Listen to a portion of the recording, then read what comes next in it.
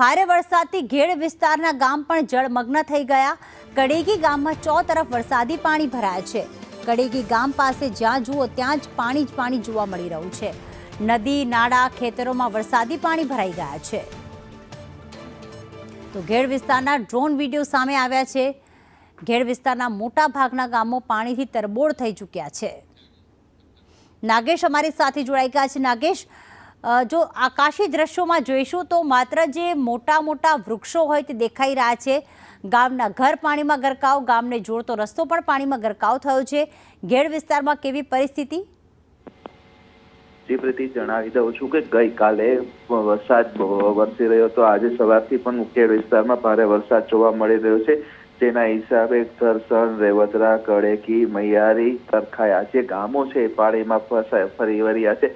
ત્યાં જો ત્યાં માત્ર પાણી જોવા મળી રહ્યો છે, કારણ કે ઉપરવાસમાંથી સતત પાણી છોડાઈ રહ્યું છે। બાટવા ખારા ડેમનું પાણી છોડાતા આ સમગ્ર વિસ્તાર છે જળમગ્ન બની ગયો છે અને રસ્તા હોય કે ખેતરો હોય કે ઘર હોય તેમાં સમગ્ર વિસ્તારોમાં પાણી ફરી વળ્યું છે। આભાર નાગેશ તમામ વિગતો માટે।